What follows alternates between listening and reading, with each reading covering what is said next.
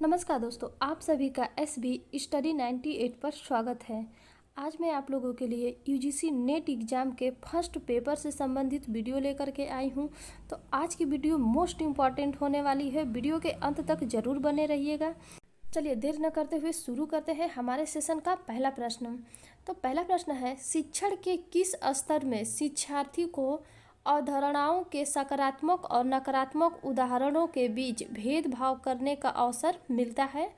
पूछा है कि किस अवधारणाओं के सकारात्मक और नकारात्मक उदाहरणों के बीच भेदभाव करने का अवसर मिलता है। तो स्मृति स्तर है, चिंतन स्तर है, स्वायत्त विकास स्तर है और समझ स्तर है। तो इसका डी ऑप्शन सही हो जाएगा, समझ स्तर, ऑप्शन नंबर डी। चलिए आगे देखते हैं अगला प्रश्न। दूसरा प्रश्न है, निम्नलिखित में से कौन सा शिक्षण की गुणवत्ता का सूचक है। ऑप्शन ए है कक्षा में शांति बनाए रखने की अवधि, ऑप्शन बी है कक्षा में छात्रों द्वारा पूछे गए सवालों के मानक, ऑप्शन सी है कक्षा में छात्रों द्वारा दिए गए उत्तरों के मानक और ऑप्शन डी है छात्रों का उत्तीर्ण होने का प्रतिशत।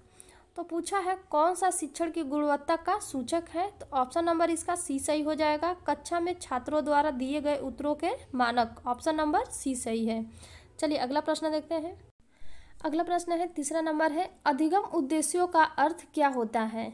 पूछा है अधिगम उद्देश्यों का अर्थ क्या होता है, तो अधिगम अनुभव, संक्षिप्त परिणाम, शैक्षिक उपलब्धि, अभिप्रेत अधिगम परिणाम। तो इसका सही हो जाएगा ऑप्शन नंबर इसका डी सही हो जाएगा, अभिप्रेत अधिगम परिणाम। अधिगम उद्देश्यों का अर्थ होता है अभिप्रेत अधिगम परिणाम, ऑप्शन नंबर इसका डी सही हो जाएगा। चलिए आप लोग से मैं कहना चाहती हूँ कि आप लोग वीडियो को लाइक और शेयर नहीं करते हैं, तो प्लीज़ वीडियो को लाइक और शेयर ज़रूर करिए। चलिए देखते हैं अगला प्रश्न।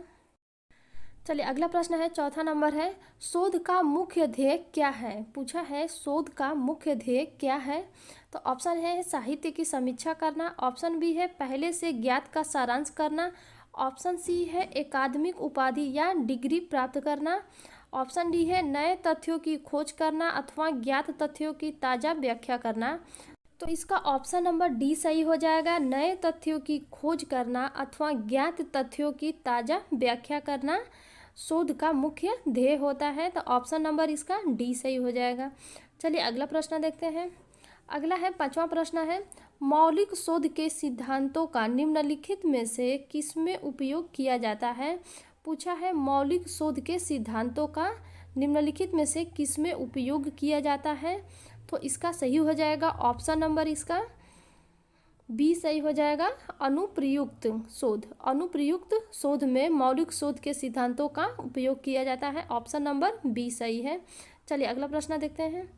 अगला है छठवां प्रश्न है, संचार माध्यम का अपनी कार्य सिद्धि के लिए करने वाले प्रयोक्ता को क्या कहते हैं। तो ऑप्शन ए है सक्रिय श्रोता, ऑप्शन बी है निष्क्रिय श्रोता, ऑप्शन सी है सकारात्मक श्रोता और ऑप्शन डी है नकारात्मक श्रोता।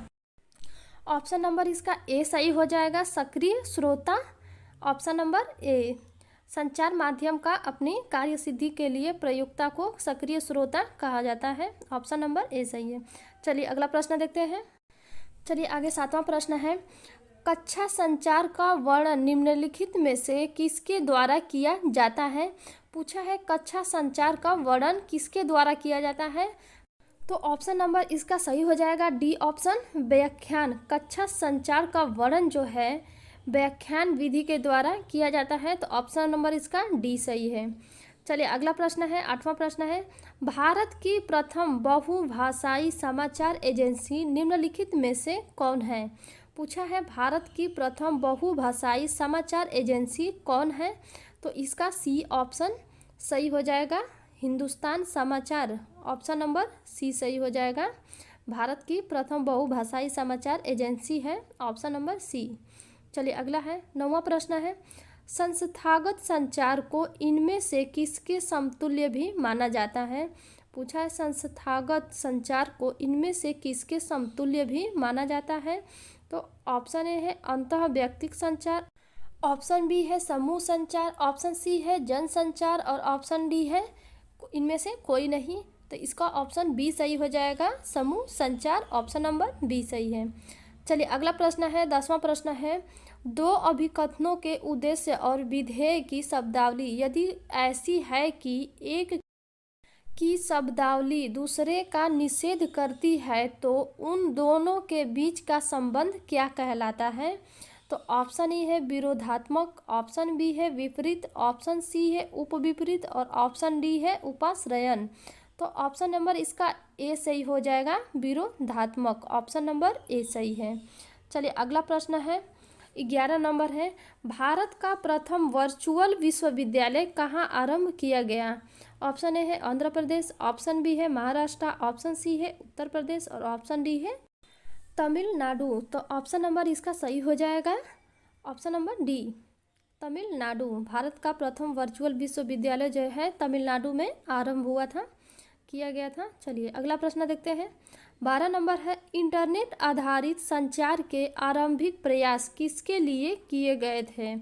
पूछा है इंटरनेट आधारित संचार के आरंभिक प्रयास जो है किसके लिए किए गए थे?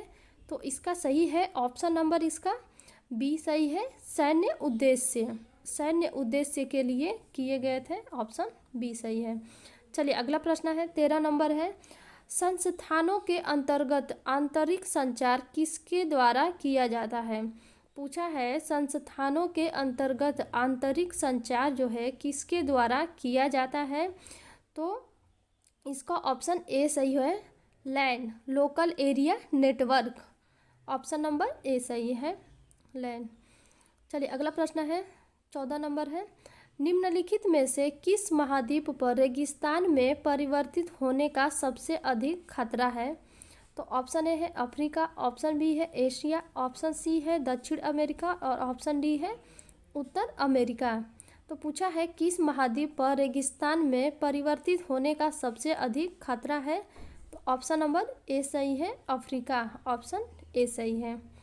चलिए आज के लिए इतना ही प्रश्न है। अगर वीडियो अच्छी लगी हो तो प्लीज़ वीडियो को लाइक और शेयर ज़रूर करिएगा। अगर आप चैनल पर नए हैं तो प्लीज़ चैनल को सब्सक्राइब कर लीजिए। मिलते हैं नेक्स्ट वीडियो में। Thank you so much.